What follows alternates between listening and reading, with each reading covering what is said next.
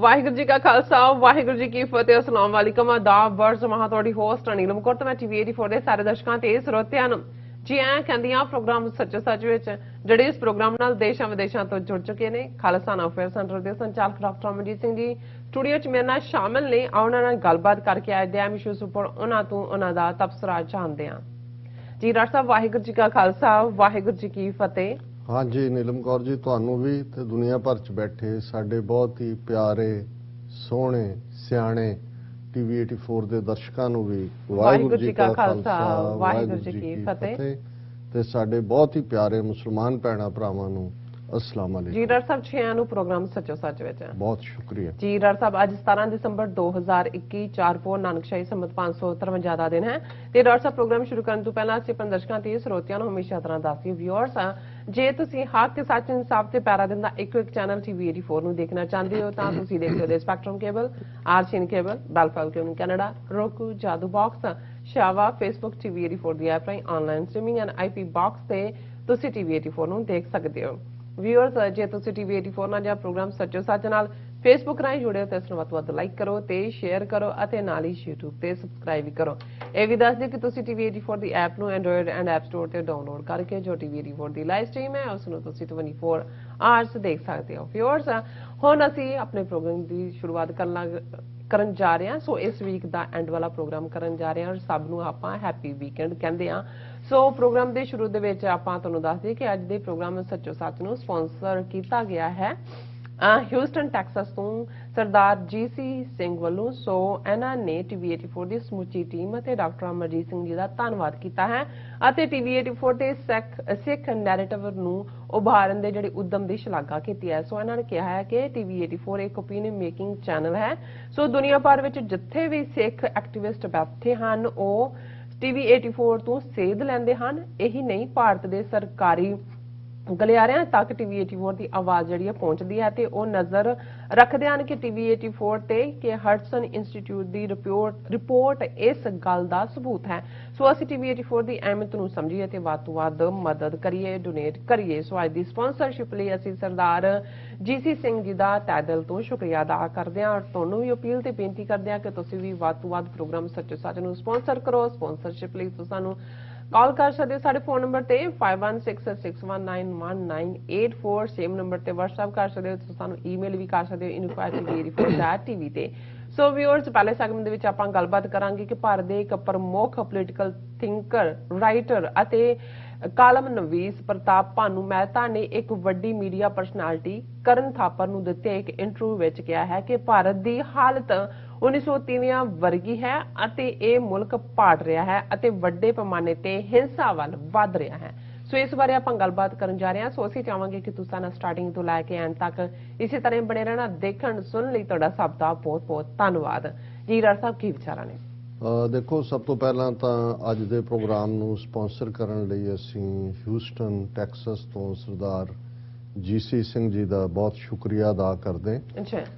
ਬਹੁਤ ਵਾਰ ਮੈਂ ਇਹ ਦੇਖਦਾ ਹਾਂ ਕਿ ਸਾਡੀ ਕੌਮ ਦੇ ਵਿੱਚ ਪੜ੍ਹਨ ਲਿਖਣ ਦਾ ਬਹੁਤਾ ਸ਼ੌਕ ਨਹੀਂ ਹੈ ਔਰ ਉਹਨਾਂ ਚੋਂ ਵੀ ਜਿਹੜੇ ਪੜ੍ਹੇ ਲਿਖੇ ਨੇ ਉਹ ਸਿਰਫ ਜਿਵੇਂ ਉਹਨਾਂ ਦੀ ਇੱਕ ਟਨਲ ਵਿਜ਼ਨ ਹੁੰਦੀ ਹੈ, ਇੱਕ ਪਾਸੇ ਵਾਲੀ ਉਹਨਾਂ ਨੇ ਜਿੱਧਰ ਨੂੰ ਉਹਨਾਂ ਨੂੰ ਲਾਇਆ ਹੋਇਆ ਉਧਰ ਹੀ ਲੱਗੇ ਹੁੰਦੇ ਨੇ। ਬਿਲਕੁਲ ਐਨਾਲਿਟਿਕਲੀ ਵੀ ਔਰ ਬ੍ਰਾਹਮਣ ਮਾਈਂਡ ਨੂੰ ਸਮਝਦੇ ਆ, ਉਹਨਾਂ ਦੀ ਹਿਸਟਰੀ, ਉਹਨਾਂ ਦੇ ਪਿਛੋਕੜ, ਉਹਨਾਂ ਦੀਆਂ ਚਾਲਾਂ ਨੂੰ ਸਮਝਦੇ ਆ, ਫਿਰ ਸਿੱਖ ਕੌਮ ਦੇ ਲਈ ਕੀ ਕਰਨਾ ਬਣਦਾ, ਕੀ ਭਲੇ 'ਚ ਹੈ।